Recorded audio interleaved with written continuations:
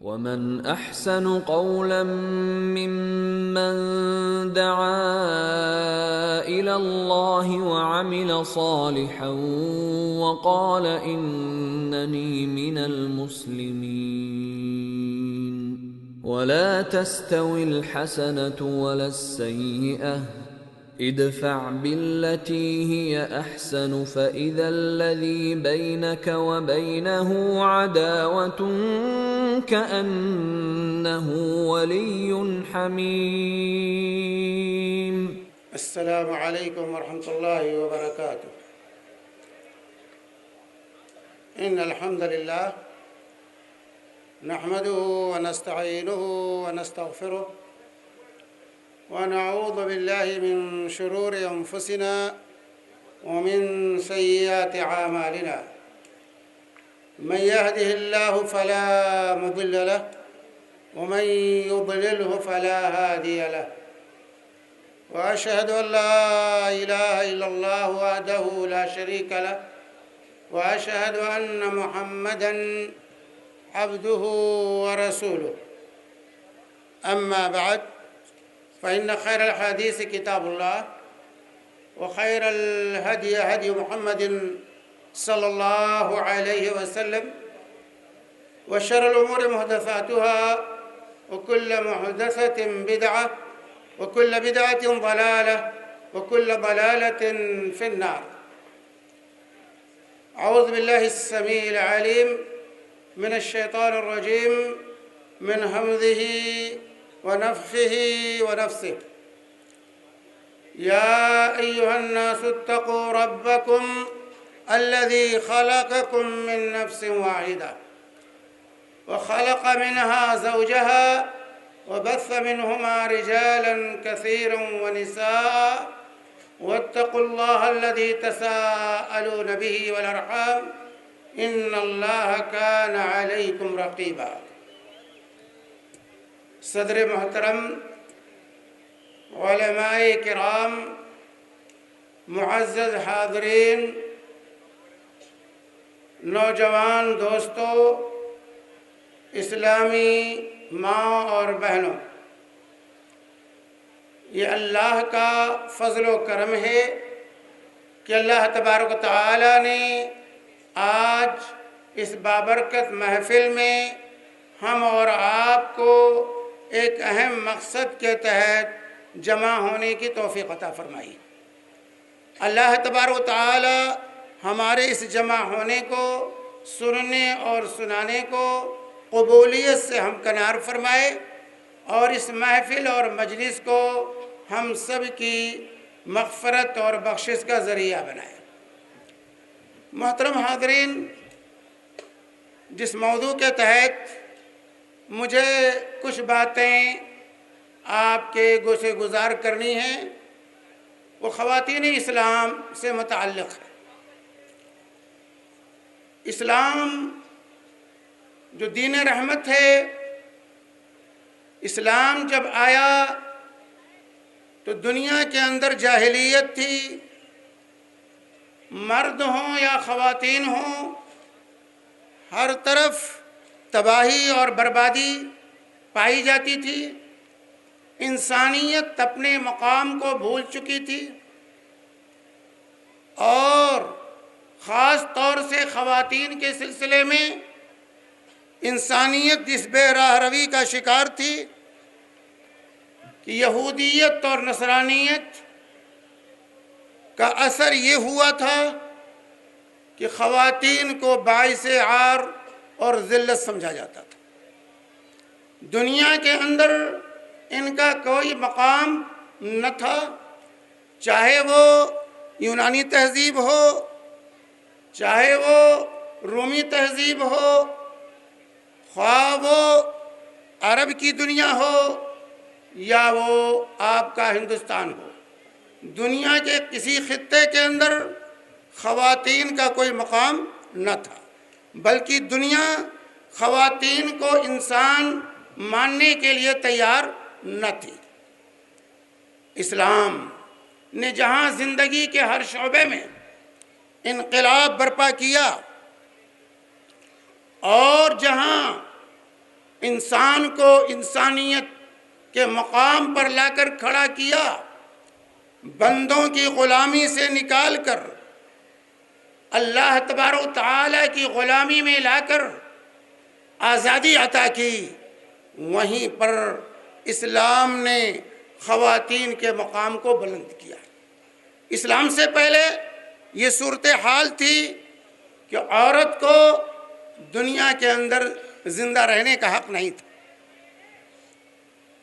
اللہ تبارک و تعالیٰ نے قرآن پاک کے اندر اس حقیقت کو واشگاف کیا ہے۔ وَإِذَا بُشِّرَ أَحَدُهُم بِالْأُنثَىٰ ظَلَّ وَجْهُهُ مُسْوَدًّا وَهُوَ كَظِيمٌ،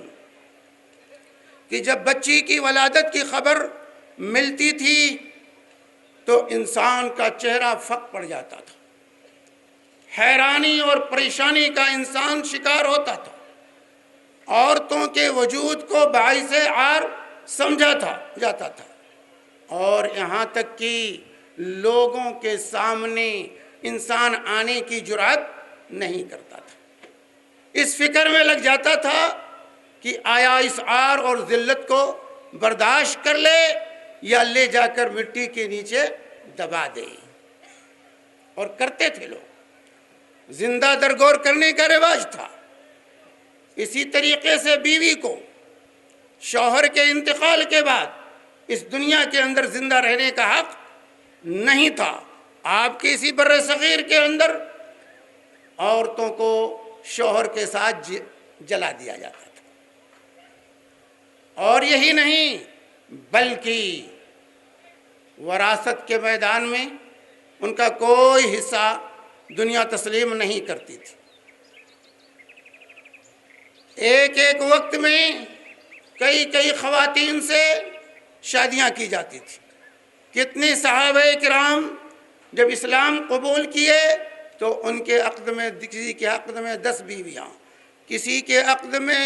8 بیویاں، کسی کے عقد میں 9 بیویاں، بیویوں کی کوئی تعداد نہیں تھی۔ اسی طریقے سے طلاق کی بھی کوئی تعداد متعین نہیں تھی۔ انسان جب چاہتا جتنی طلاقیں دیتا رہتا اور عدت ختم ہونے سے پہلے رجوع کر لیتا، تاکہ بیوی کو ستایا جائے، اس کو اذیت پہنچائی جائے۔ یہاں تک کہ باپ کی بیوی باپ کے انتقال کے بعد اپنی سوتیلی ماں سے بھی لوگ شادیاں کر لیا کرتے تھے اور اس پر قابض ہو جاتے تھے، وہ بھی وراثت کا مال سمجھی جاتی تھی۔ اس طرح ظلم اور بربریت دنیا میں خواتین کے سلسلے میں پائی جاتی تھی۔ میرے بھائیوں، یہودیوں نے تو تصور دے دیا تھا کہ عورت اصل سبب ہے انسان کے جنت سے نکالے جانے کا۔ ان حالات میں جب اسلام آیا تو اللہ تبارک و تعالی نے خواتین کا جو مقام بلند کیا، اس کی مثال تاریخ میں نہیں مل سکتی۔ اولاً رب کائنات نے واضح کر دیا سورہ نساء کی اس آیت کے اندر، جس کو میں نے خطبہ مسنونہ کے بعد آپ کے سامنے پیش کیا ہے۔ اللہ تعالیٰ نے واضح کیا کہ انسان ہونے کے ناطے مرد اور خواتین میں کوئی فرق نہیں ہے۔ جس طرح مرد انسان ہیں اسی طرح خواتین بھی انسان ہیں۔ اللہ تعالیٰ نے فرمایا یا ایھا الناس اتقوا ربکم الذی خلقکم من نفس واحدہ، اے لوگو اپنے اس رب کا خوف پیدا کرو، تقوی اختیار کرو جس نے تم کو ایک جان یعنی آدم علیہ السلام سے پیدا کیا۔ وَخَلَقَ مِنْهَا زَوْجَهَا، اور اسی ایک جان سے رب العالمین نے اس کے جوڑے کو، اس کی بیوی یعنی حوا کو بھی پیدا کیا۔ اس کے بعد فرمایا وَبَثَّ مِنْهُمَا رِجَالًا كَثِيرًا وَنِسَاءً، اور انہی آدم اور حوا سے اللہ تعالی نے دنیا کے اندر بے شمار مردوں اور عورتوں کو پھیلا دیا۔ کہ جس طرح انسان ہونے کے ناطے انسان معظم اور مکرم ہے، اسی طرح ایک خاتون، ایک عورت انسان ہونے کے ناطے اسی قدر مکرم اور معظم ہے۔ اسلام نے خواتین کو انسانیت کا مقام عطا کیا، جو سب سے اونچا مقام ہے۔ وَلَقَدْ كَرَّمْنَا بَنِي آدَمَ وَحَمَلْنَاهُمْ فِي الْبَرِّ وَالْبَحْرِ وَرَزَقْنَاهُم مِّنَ الطَّيِّبَاتِ، کہ ہم نے بنی آدم کو مکرم اور معظم بنایا ہے۔ انسان کو ہم نے ان کی تکریم کی ہے، ان کو مقام دیا ہے، بہت سی مخلوقات پر ان کو فضیلت اور فوقیت بخشی ہے۔ اس تکریم اور اس فضیلت کے مستحق جس طرح مرد حضرات ہیں، اسی طرح اسلام نے یہ واضح کیا کہ خواتین بھی اسی قدر اس انسانیت کے ناطے مکرم اور معظم ہیں۔ اسی طریقے سے اللہ تبارک و تعالی نے ایک طرف انسانیت کی حیثیت سے خواتین کو یہ مقام عطا کیا، ان کی تکریم فرمائی۔ اسی طریقے سے جو جاہلیت کا دور تھا، یہود و نصارہ نے جو غلط تصور پیدا کیا تھا کہ عورت یہ انسان کو جنت سے نکالنے کا سبب رہی ہے، اسلام نے اس کی نفی کی کہ نہیں، عورت سبب نہیں ہے، عورت سبب نہیں ہے، بلکہ اللہ تبارک و تعالی نے جنت کے اندر سیدنا آدم علیہ السلام سے جو لغزش ہوئی اور شیطان نے جو دھوکہ دیا، اس کو دونوں کی طرف قرآن نے منسوب کیا ہے، اور اللہ تعالی نے فرمایا فَوَسْوَسَ لَهُمَ الشَّيْطَانُ فَوَسْوَسَ لَهُمَ الشَّيْطَانُ، شیطان نے دونوں کو وسوسہ ڈالا، آدم اور حوا دونوں کو وسوسہ ڈالا، صرف حوا کو نہیں بلکہ آدم کو بھی اللہ تعالی سے شیطان نے وسوسے میں مبتلا کیا، اور دونوں کو وسوسہ ڈال کر شیطان نے دھوکہ دیا۔ اسی طریقے سے اللہ تعالی نے فرمایا وَأَزَلَّهُمَ الشَّيْطَانُ، شیطان نے دونوں کو بہکایا، دونوں کو پھسلایا، اور جب دعا کی سیدنا آدم علیہ السلام نے تو کہا ربنا ظلمنا انفسنا وَإِن لَّمْ تَغْفِرْ لَنَا وَتَرْحَمْنَا لَنَكُونَنَّ مِنَ الْخَاسِرِينَ، کہ ہم نے ظلم اٹھایا ہے، ہم آدم اور حوا دونوں نے اے باری الہ اپنے نفسوں پر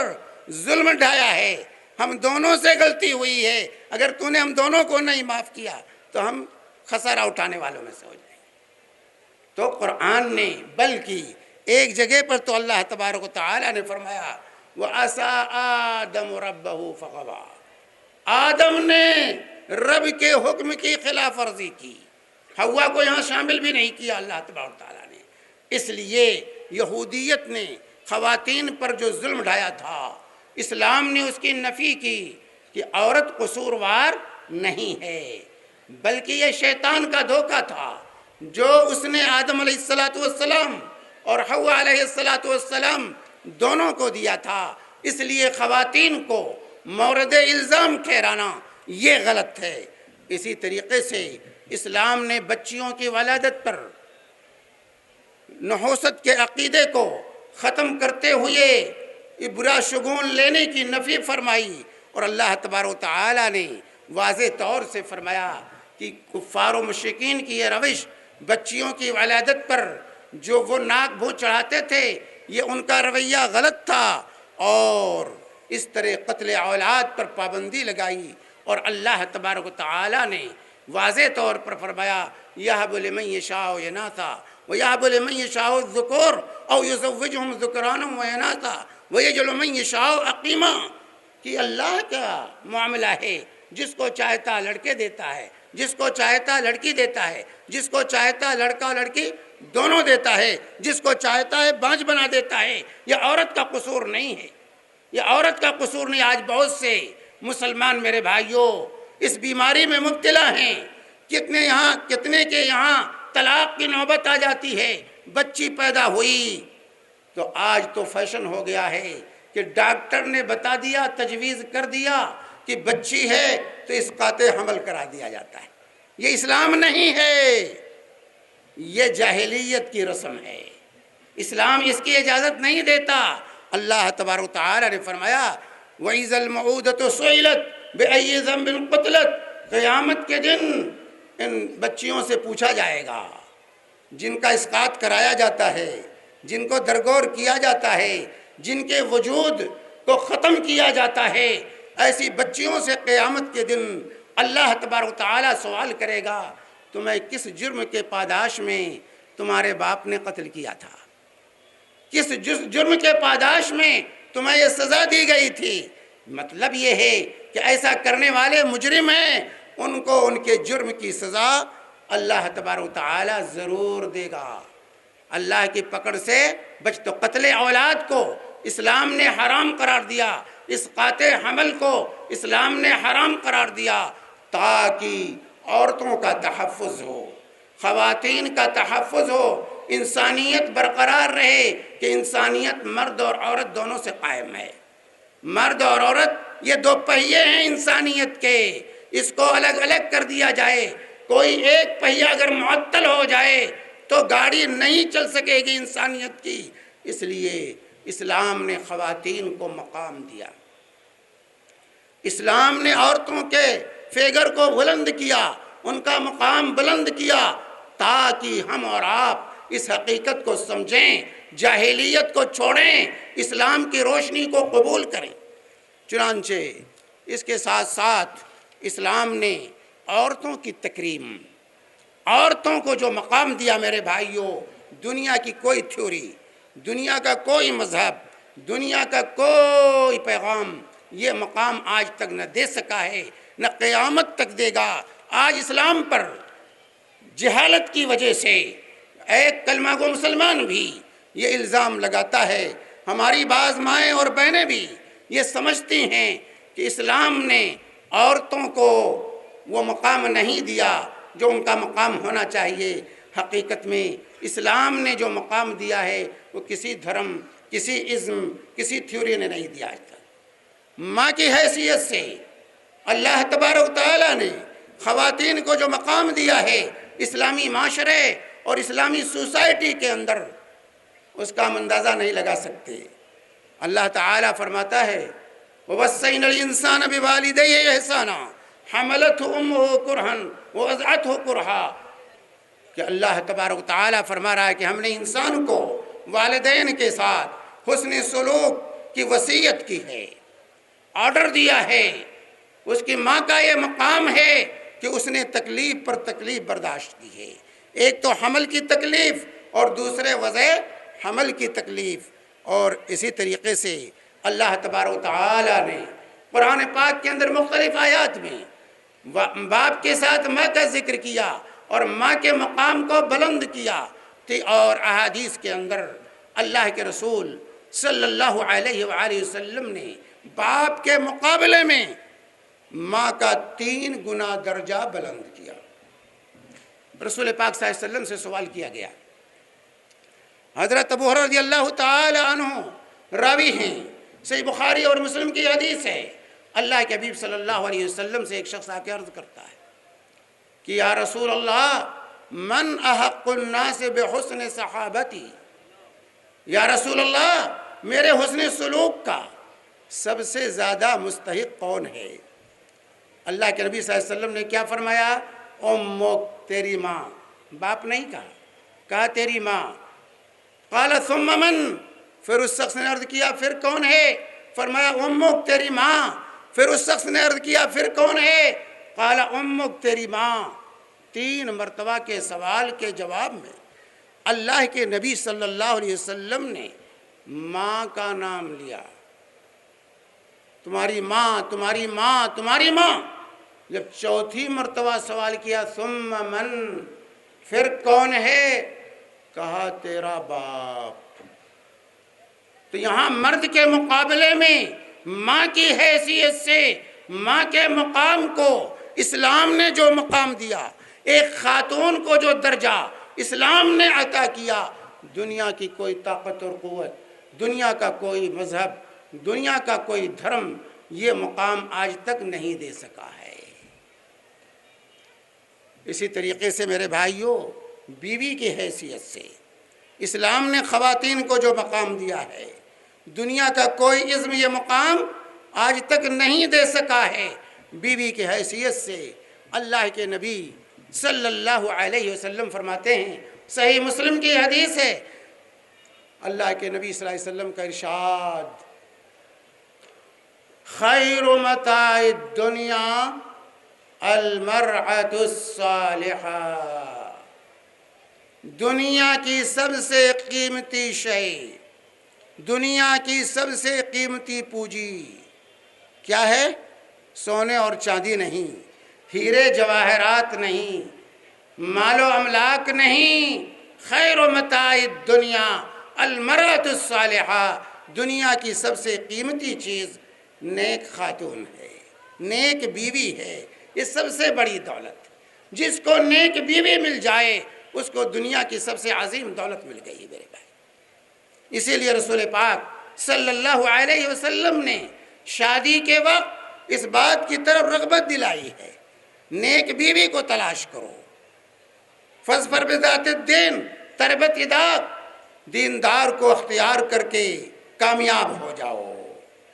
تو نیک بیوی یہ دنیا کی سب سے قیمتی چیز ہے۔ اللہ تبارک و تعالیٰ فرماتا ہے بیویوں کے سلسلے میں، وَمِنْ آيَاتِهِ أَنْ خَلَقَ لَكُم مِّنْ أَنفُسِكُمْ أَزْوَاجًا لِتَسْكُنُوا إِلَيْهَا وَجَعَلَ بَيْنَكُم مَّوَدَّةً وَرَحْمَةً۔ اللہ کی قدرت کی نشانیوں میں سے عظیم نشانی یہ ہے کہ اللہ تعالیٰ نے تمہیں میں سے تمہارے جوڑے بنائے، لِتَسْكُنُوا إِلَيْهَا، تاکہ اس سے سکون حاصل کرو۔ بیوی کے بغیر شوہر کو اور شوہر کے بغیر بیوی کو اس دنیا کے اندر سکون میسر نہیں آ سکتا ہے۔ بیوی یہ سکون کا سامان ہے، اللہ تبارک و تعالیٰ نے اس کو ہمارے لیے سکون بنایا ہے، یہ مقام دیا، اللہ تعالیٰ نے توجہ دلائی کہ بیوی کے مقام کو سمجھو، اس کے ساتھ بدسلوکی نہ کرو، اس کو حقیر نہ جانو، وہ تمہارے سکون کا سامان ہے، اس کے بغیر تمہیں چین نہیں آ سکتا، سکون نہیں آ سکتا۔ اسی لیے رسول پاک صلی اللہ علیہ وسلم نے فرمایا، استوصوا بالنساء خیرا، بیویوں کے ساتھ اچھا برتاؤ کرو، ان کے ساتھ وصول کرو، خیرکم خیرکم لأہلہ وانا خیرکم لأہلہ، تم میں بہتر وہ لوگ ہیں جو اپنی بیویوں کے حق میں بہتر، خیرکم خیرکم لأہلہ، تم میں افضل وہ لوگ ہیں، بہتر وہ لوگ ہیں جو اپنے بیویوں کے حق میں بہتر ہیں، انا خیرکم لأہلہ، میں اپنی بیویوں کے حق میں تم سے زیادہ بہتر ہوں۔ تو بیوی کے حیثیت سے خواتین اسلام کا جو مقام ہے میرے بھائی، وہ مقام اور مذاہب میں نہیں پا سکتے ہم۔ اسی طریقے سے اسی لیے خواتین کا یہ مقام قیمتی شے قرار دے کر اللہ تبارک و تعالیٰ نے ایک دوسری طرف ہمیں توجہ دلائی۔ وہ توجہ کیا ہے کہ میرے بھائی قیمتی چیز کی حفاظت کی جاتی ہے، قیمتی چیز کو سرے بازار انسان نہیں لاتا، قیمتی چیز کو ہاتھ میں لے کر نہیں پھرتا، تجوریوں میں بند رکھتا ہے،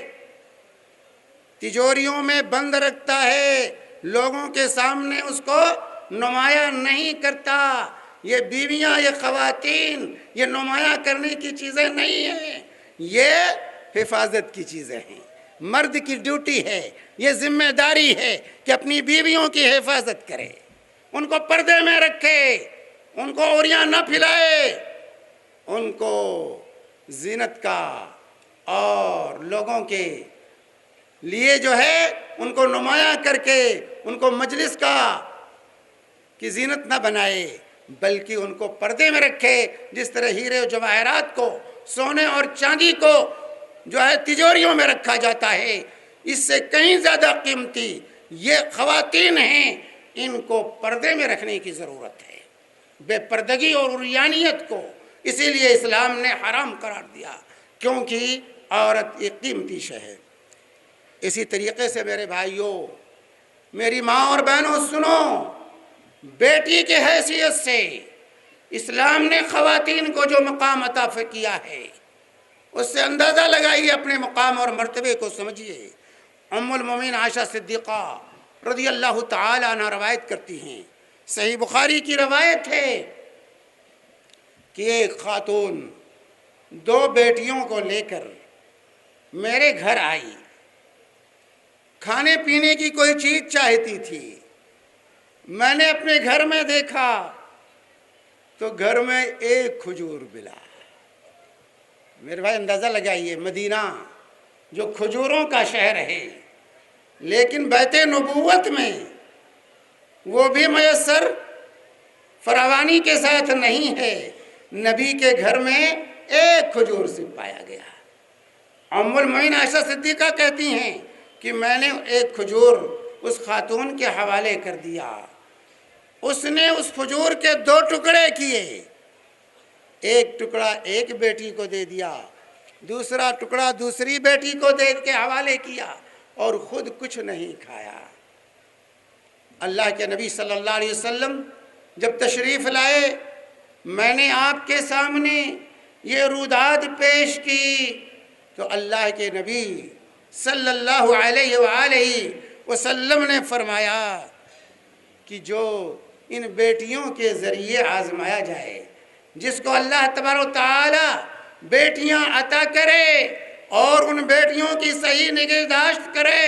ان کی صحیح پرورش اور پرداخت کا انتظام کرے، اور اس سلسلے میں آنے والی مشکلات کو اور پریشانیوں کو برداشت کرے، تو کن لہو سترم من النار، کن لہو سترم من النار، تو یہ بیٹیاں جہنم سے پردہ بن جائیں گی، جہنم سے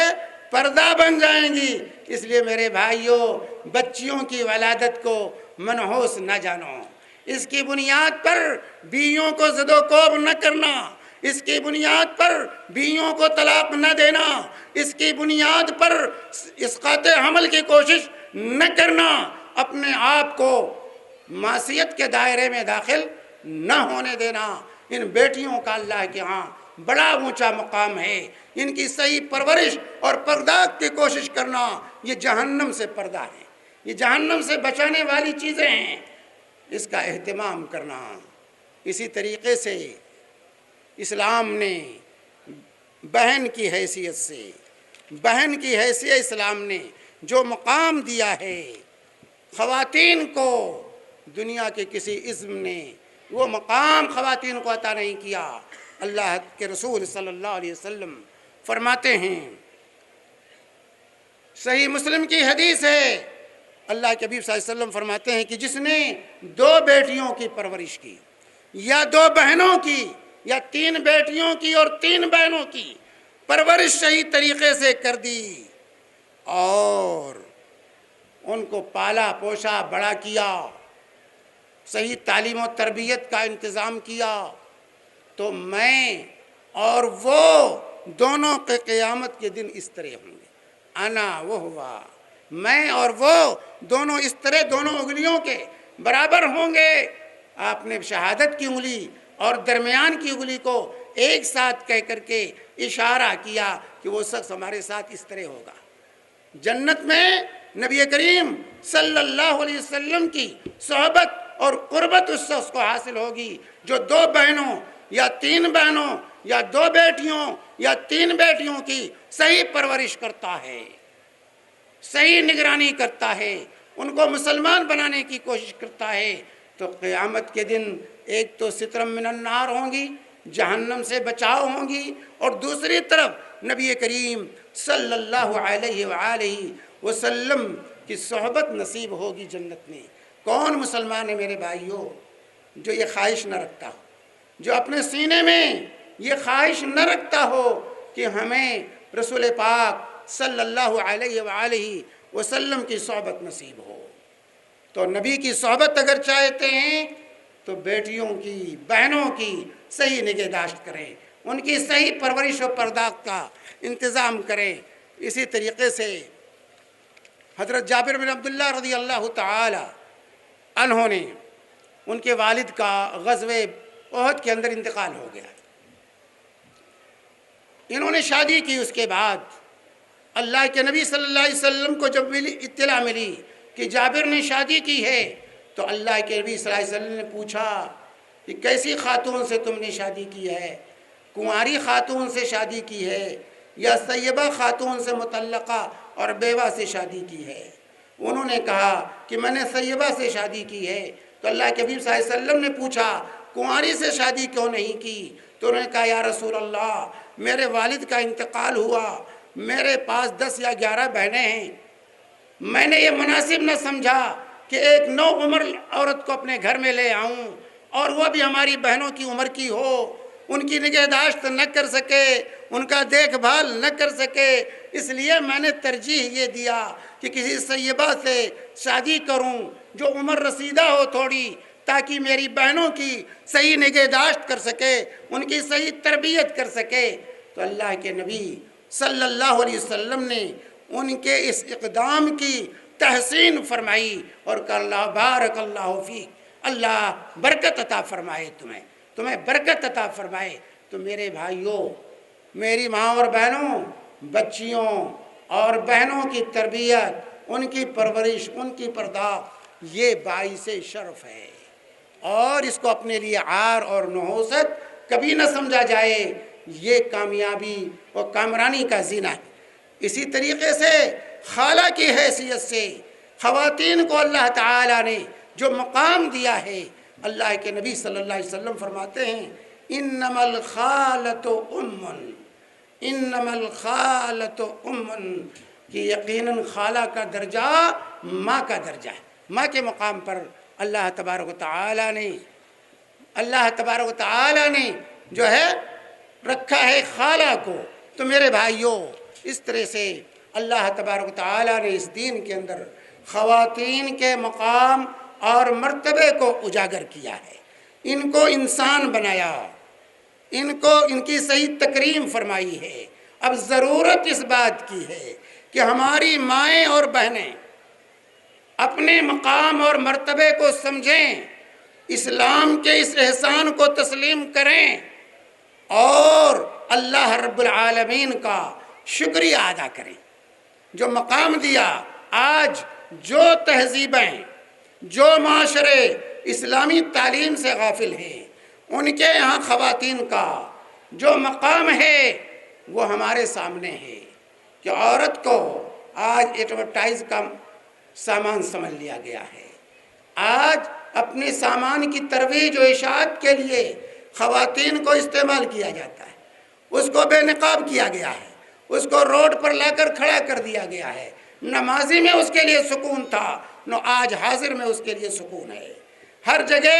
اس کو پامال کیا گیا ہے، ہر جگہ اس کی عزت اور عصمت سے کھیلا گیا ہے۔ دور جاہلیت میں بھی اس کا کوئی مقام نہیں تھا، دور حاضر میں بھی آج خواتین کو پامال کیا جاتا ہے، ان کی عزت اور آبرو سے کھیلا جاتا ہے، ان کی عزت و عصمت پر ڈاکے ڈالے جاتے ہیں اور ان کو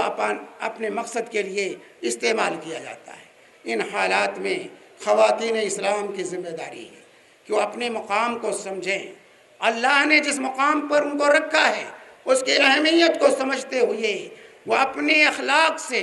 اپنے کردار سے، اپنے چال چلن سے، اپنے رہن سہن سے اسلامی خاتون کی،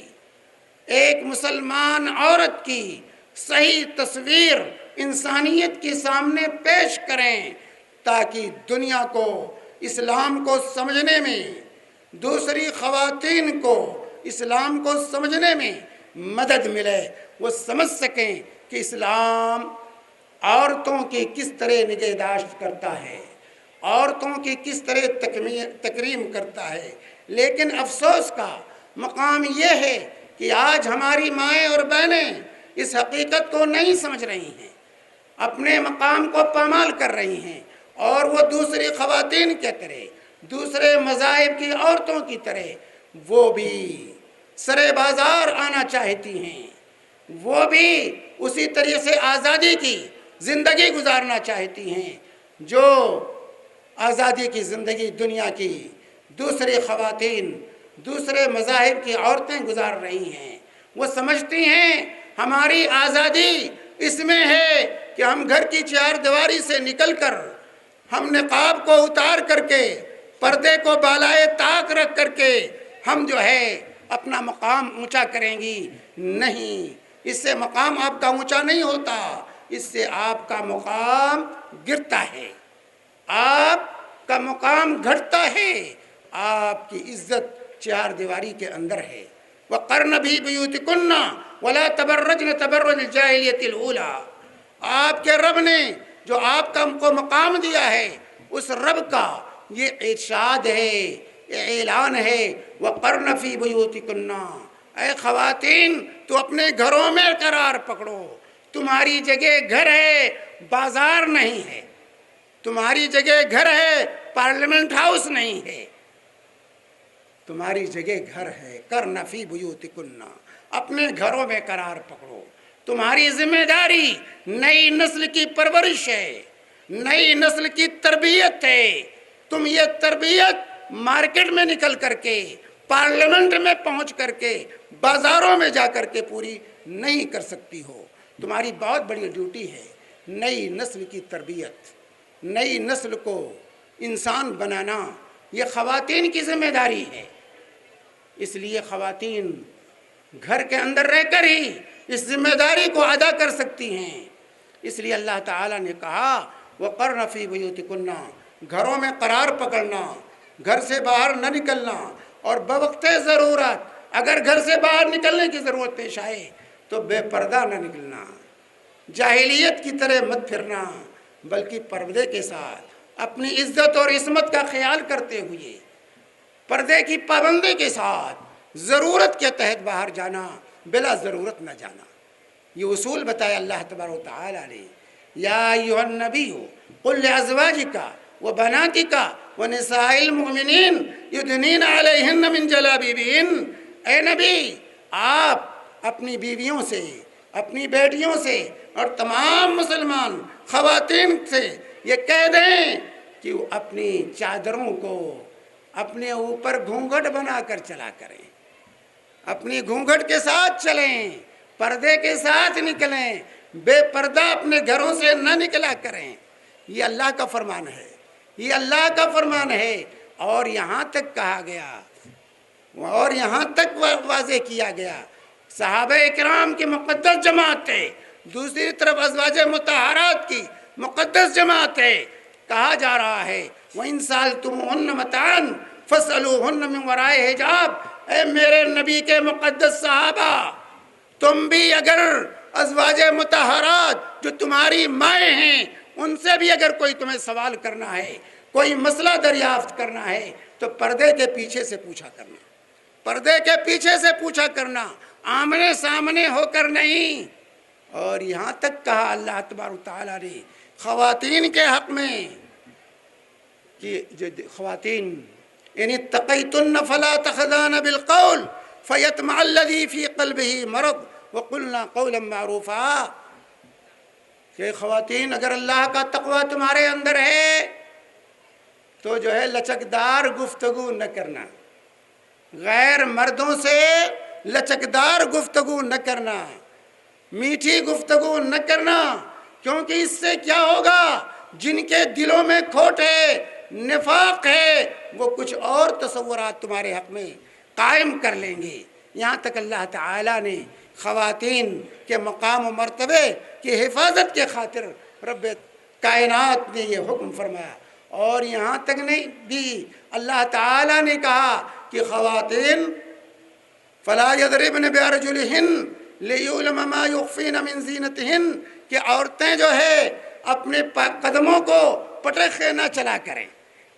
جب باہر چلیں تو ان کی چال ایسی ہونی چاہیے کہ ان کی آہٹ دوسروں کو نہ پہنچے، پیر کو دبا کے زمین پر رکھیں تاکہ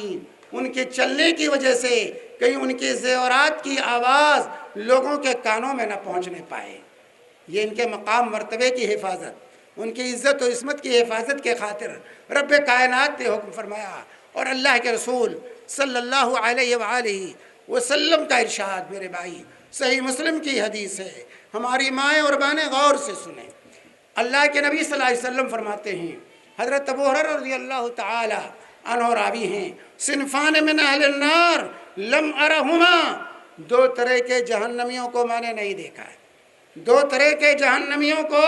میں نے نہیں دیکھا، کہ ہمارے زمانے میں وہ نہیں پائے جاتے، رجال بأیدیہم صیات یضربون بها الناس، ایک تو وہ مرد جو ظالم ہوں گے، ان کے ہاتھ میں کوڑے اور ڈنڈے ہوں گے، لوگوں پر ظلم کرتے ہوئے لوگوں کی پٹائی کریں گے، بلا قصور لوگوں کو ماریں گے، ستائیں گے۔ وَنِسَاءٌ كَاسِيَاتٌ عَارِيَاتٌ مُمِيلَاتٌ مَائِلَاتٌ رُؤُوسُهُنَّ كَأَسْنِمَةِ الْبُخْتِ الْمَائِلَةِ لَا يَدْخُلْنَ الْجَنَّةَ وَلَا يَجِدْنَ رِيحَهَا وَإِنَّ رِيحَهَا لَيُوجَدُ مِن مَّسِيرَةِ كَذَا وَكَذَا۔ دوسری وہ خواتین ہیں جو پہنے ہوئے ننگی ہوں گی، جو پہنے ہوئے ننگی ہوں گی۔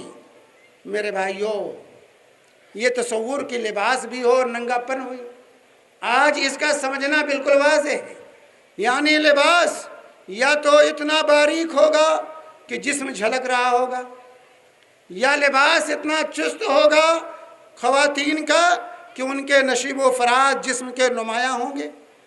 یا بعض حصے پر کپڑا ہوگا اور بعض حصہ جسم کا ننگا ہوگا۔ تو اس طرح کے خواتین کے بارے میں رسول پاک صلی اللہ علیہ وسلم نے فرمایا کہ نساء کاسیات عاریات، وہ خواتین جو پہنے ہوئے ننگی ہوں گی، جن کے کپڑے چست ہوں گے، جن کے کپڑے باریک ہوں گے، جسم کے نشیب و فراز نمایاں ہوں گے، ان کا جسم جھلک رہا ہوگا۔ دور جاہلیت میں نہیں پائے جاتے تھے ایسے لوگ، دور جاہلیت میں پائے جاتے تھے۔ جو دور جاہلیت کا تو یہ مقام تھا میرے بھائیوں، یہ حالت تھی کہ جب ہند بنت عتبہ سے رسول پاک صلی اللہ علیہ وسلم فتح مکہ کے موقع پر بیعت لینے لگے، ہماری عورتیں، خواتین غور سے سنیں، تو جب اللہ کے حبیب صلی اللہ علیہ وسلم نے یہ عہد لیا اسلام قبول کرتے ہوئے کہ تم زنا کے قریب نہیں جاؤ گی، زنا کا ارتکاب نہیں کرو گی، تو جاہلیت کی آئی ہوئی عورت جس کی زندگی دور جاہلیت میں گزری تھی، ہند بنت عتبہ نے کیا کہا کہ یا رسول اللہ، ہم سے آپ زنا نہ کرنے کا عہد لے رہے ہیں؟ اتزن الحرۃ یا رسول اللہ، اے اللہ کے رسول صلی اللہ علیہ وسلم، کیا آزاد خواتین بھی زنا کے قریب جایا کرتی ہیں؟ آج کی جاہلیت کا موازنہ کیجئے اس وقت کی جاہلیت سے۔ یہ جاہلیت سے نکلی ہوئی عورت جب یہ سنتی ہے کہ زنا کے قریب نہیں جاؤ گی تو اس کو تعجب ہوتا ہے کہ ایک شریف زادی، ایک آزاد عورت پھر زنا کے قریب جاتی ہے۔ اور آج تو یہ سوال ہوتا ہے، کیا ایسا بھی پایا جاتا ہے کہ کوئی عورت کسی سے محبت نہ کرتی ہو؟ آج یہ سوال کیا جاتا ہے میرے بھائی۔ ہم اس حد تک پہنچ چکے ہیں، اس لیے ہماری مائوں اور بہنوں کے لیے عبرت ہے، سبق کا مقام ہے، ان کو اپنے مقام کو سمجھنا چاہیے، اپنی ذمہ داری کا احساس ہونا چاہیے، ان کو دنیا کے سامنے اسلام پیش کرنا یہ صرف مردوں کی ذمہ داری نہیں ہے، عورتوں کی بھی ویسے ہی ذمہ داری ہے جس طرح مردوں کی ذمہ داری ہے۔ کنتم خیر امۃ اخرجت للناس تأمرون بالمعروف وتنہون عن المنکر، تم خیر امت ہو، مرد ہو یا خواتین ہو، سب کو اللہ نے یہاں خیر امت قرار دیا، اور یہ ذمہ ڈالی ہے امر بالمعروف کی، نہی عن المنکر کی۔ ہم میں سے ہر فرد کو اپنے کردار، اپنے اخلاق، اپنے قول، اپنے فعل، اپنے چال چلن سے، خواہ وہ مرد ہو یا خواتین ہو، اسلام کی ترجمانی کرنی ہے۔ تو اللہ کے نبی صلی اللہ علیہ وسلم نے فرمایا کہ وہ پہنے ہوئے ننگی ہوں گی، ممیلات مائلات، اٹک مٹک کر چلنے والیاں ہوں گی، دوسروں کو اپنی طرف مائل کریں گی اور خود دوسروں کی طرف مائل ہوں گی۔ آج میرے بھائیوں، اونچی ہل کی جوتیاں جو ہے رائج ہیں، جس کو ہماری خواتین پسند کرتی ہیں جو ہے اور اس کو استعمال کرتی ہیں، اس سے کیا ہوتا ہے؟ اونچی ہل، ایک تو چلتے ہوئے آواز پہنچتی ہے لوگوں کو، دوسرے اس سے چال میں تمایل پیدا ہوتا ہے، چال میں عورت کے آگے کا حصہ آگے نکلتا ہے، پیچھے کا حصہ پیچھے نکلتا ہے، اور پھر مرد چلتا ہے تو کوئی آواز نہیں، عورت گزرتی ہے تو سب کو پتہ چل جاتا ہے۔ تو ممیلات مائلات، اٹک مٹک کر چلنے والی ہوں گی، رؤوسہن کأسنمۃ البخت المائلہ، ان کے سر کوہان کی طرح ہوں گے۔ بالوں کا اسٹائل آج جو چلا ہوا ہے، جوڑا باندھنے کا بالوں کا اسٹائل، کہ وہ بالکل اونٹوں کے کوہان کی طرح اپنا سر بڑا کر لیتی. یہ اللہ کے بھی لا يدخلن الجنہ، ایسی عورتیں جنت میں داخل نہیں ہوں گی. ولا یجدن ریحا، اس کی خوشبو بھی ان کو نہیں ملے گی، حالانکہ جنت کی خوشبو بہت دور سے محسوس کی جاتی ہے. تو میرے دوستو، میری ماں اور بہنوں، اس مقام کو سمجھو، اپنے مقام کو سمجھ کر اللہ کا شکریہ ادا کرو. اور اس کا شکریہ اسی وقت ادا ہوگا جو ذمہ داری اللہ تعالیٰ نے ڈالی ہے، اس ذمہ داری کو سمجھو. اللہ کی نعمت کا شکریہ اسی وقت ہوتا ہے جب اس نعمت کو اللہ کی مرضی کے مطابق استعمال میں لایا جائے. اللہ تبارک و تعالی ہم سب کو، مرد و خواتین کو، اپنی ذمہ داریوں کو سمجھنے کی توفیق عطا فرمائے، اور اللہ تبارک و تعالی ہماری کوتاہیوں اور لغزشوں کو معاف فرمائے. وآخر دعوانا الحمد للہ رب العالمین، وصلی اللہ علی نبینا محمد وعلی آلہ وصحبہ وسلم.